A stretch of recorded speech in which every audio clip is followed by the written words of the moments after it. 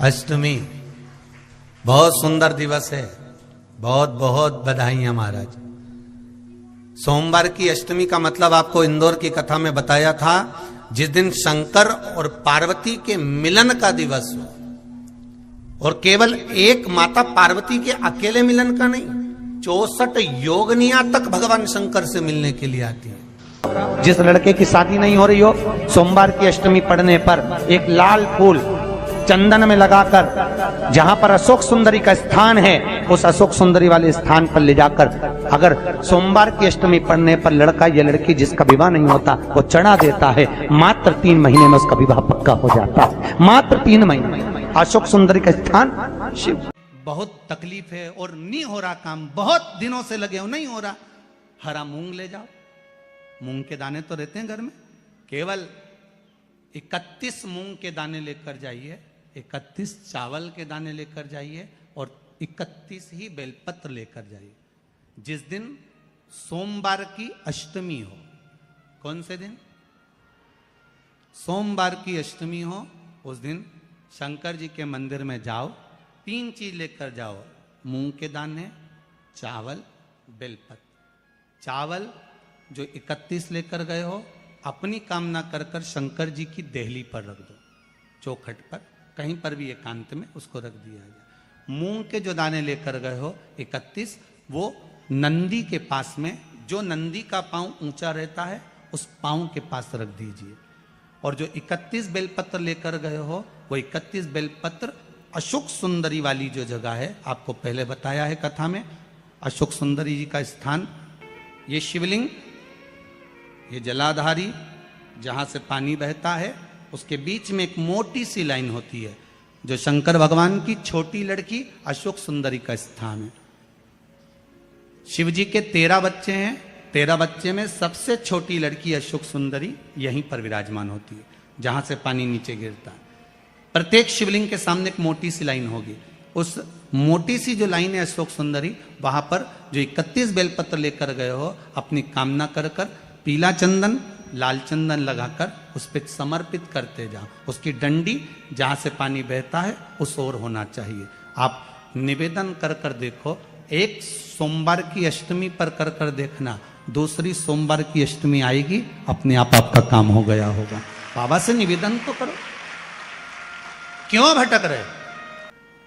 एक मात्र शिव मंदिर में झाड़ू लगा रही हैं अहिल्याबाई, साधारण सा भाव है, केवल एक झाड़ू। कई लोग कहते हैं महाराज जी, आप कहते हो मंदिर में जाकर झाड़ू लगाओ, पोछा लगाओ, तो जो हमने मंदिर में रख रखा है स्वीपर आदि कादिक, जो भी सेवा करने वाला है, काम करने वाला है, वर्कर है, वो कर रहा है, तो हम क्यों करें? अरे भाई, एक बात याद रखना, आप सबसे पूछना चाहूंगा, आप लोग कहते हो कि मंदिर की सफाई जो वर्कर रखा है उसे करना चाहिए, मंदिर की सफाई जो पुजारी रखा है उसको करना चाहिए। मैं आपसे पूछना चाहता हूं कि आपके घर में जो तिजोरी है, दिवाली पे उसकी सफाई कौन करता है? नौकर करता है? अरे बोलते तो जाओ। नौकर करेगा? नहीं। वर्कर करेगा? नहीं। स्वीपर करेगा? नहीं।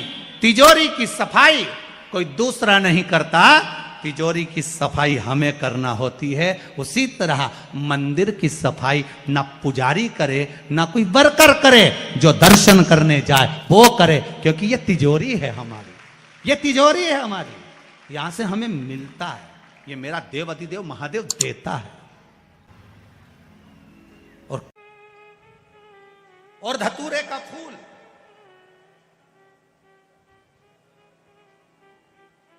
कांटे वाला धतूरा, और उसमें लगने वाला एक पुष्प, आस्था चैनल पर आप लोग देख रहे होंगे धतूरे के फूल का दर्शन। धतूरा और धतूरे का पुष्प, छोटा सा पौधा है, ज्यादा बड़ा नहीं है, कांटा लग रहा है, धतूरा लग रहा है, और उसमें भी साधारण धतूरा नहीं, जिस धतूरे के नीचे की डंडी लाल कलर की होती है, अगर वो सोमवार की अष्टमी को देव अधिदेव महादेव को समर्पित करी जाती है, तो उसके घर में कभी संपदा की कमी नहीं होती है। वो धतूरा है, साधारण नहीं है। धतूरे में भी लाल डंडी, जैसे धतूरा गोल होता है उसके नीचे एक छोटी सी डंडी, देखा है आप लोगों ने? अरे देखी कि नहीं देखी बोलो? धतूरा देखा है ना?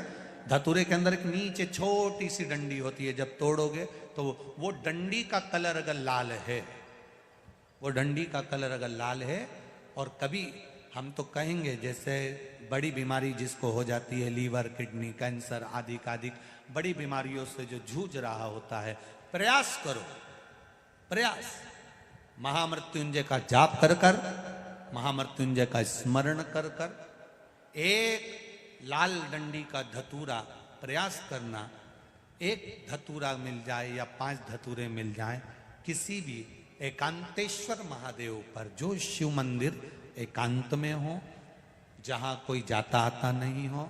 वैसे तो अब बहुत मुश्किल है कि ऐसा मंदिर मिल जाए जहाँ कोई जाता आता नहीं हो, पहले की बात दूसरी है, अब बात दूसरी है। फिर भी कहीं आप रोड पे से निकल रहे हो, एकांतेश्वर महादेव अगर आपका दिख जाए, बहुत बीमारियों से ग्रसित हो, तो भी महामृत्युंजय जाप का स्मरण कर कर या किसी विद्वत ब्राह्मण जन से महामृत्युंजय मंत्र का जाप कराकर, या भगवान शिव के मंत्र का जाप स्वयं कर कर, वो भी ना बने तो पंचाक्षर मंत्र नमः शिवाय, षडाक्षर मंत्र ओम नमः शिवाय, या श्री शिवाय नमस्तुभ्यम जप कर वो लाल डंडी का धतूरा 5 एकांतेश्वर महादेव को आप समर्पित कर सकते। रोग थम जाएगा, जो दवाई खाओगे वो शरीर को लगना प्रारंभ हो जाएगी और आप स्वस्थ होना प्रारंभ हो जाएंगे। अगर बड़ा रोग है, देवी शंकर के मंदिर में जाओ, शिव जी का पूजन कर जब वापिस आओ, तो शंकर भगवान के मंदिर में जो बाहर नंदी बैठता है, उसके कानों में ओम नमः शिवाय बोलकर अपने मन की कामना उसके कानों में बोलकर आप आ जाइए, आपकी कामना 3 महीने में पूरी हो जाती है। नंदी के ईश्वर भगवान का स्मरण करिए। अगर 7 बेलपत्र आप शंकर को समर्पित करते हो तो 1 बेलपत्र नंदी भगवान पर भी जबर से अवश्य समर्पित करें। नंदीश्वर भगवान शिव को समर्पण, 1 बेलपत्र नंदी के ईश्वर की ओर चढ़े। और बहुत ध्यान दीजिए महाराज, अगर कोई काम अटक रहा है, नहीं हो रहा, बहुत प्रयास करा, तो भगवान शंकर के मंदिर में 5 बेलपत्र चढ़ाइए। और शंकर भगवान की जो छोटी लड़की है अशोक सुंदरी, आपको बताया था ना अशोक सुंदरी का स्थान, भगवान शंकर की 6 लड़कियां हैं, उसमें से सबसे छोटी लड़की अशोक सुंदरी की जगह पर 1 बेलपत्र चढ़ाइए। फिर 1 बेलपत्र नंदीकेश्वर पर चढ़ाइए। और नंदीकेश्वर पर चढ़ाने के बाद भगवान शंकर के मंदिर के बाहर चौखट पर दिया लगा दीजिए साइड में, और फिर अपने घर पर आ जाइए, आपका कार्य सफल होना प्रारंभ हो जाएगा। नंदीकेश्वर भगवान नंदीकेश्वर का स्मरण कर लेने पर जीव आनंद सुख की अनुभूति करता है, आनंद सुख को पाता। भगवान नंदीकेश्वर का पूरी दुनिया में केवल एक केदारनाथ ही एक ऐसा है जहां पर ओम कुंड विराजमान है। कौन सा कुंड है वहां पर? ओम कुंड। जो बच्चा हकलाता है, तोतला बोलता है या गूंगा होता है, जिसकी वाणी नहीं होती, वो अगर ओम कुंड पर जाकर ओम बोलने का प्रयास करता है, तो जितनी देर तक उसके मुंह से घुन्न की आवाज निकलती है, उतनी देर तक ओम कुंड में से पानी का बुलबुला निकलता रहता है। और 7 या 8 बार बोलने से व्यक्ति हकलाना छोड़ देता है, तोतला बोलना छोड़ देता है, और उसकी वाणी आ जाती है। वो ओम कुंड केदारनाथ जी में बसता है। कहाँ बसता है? केदार केदार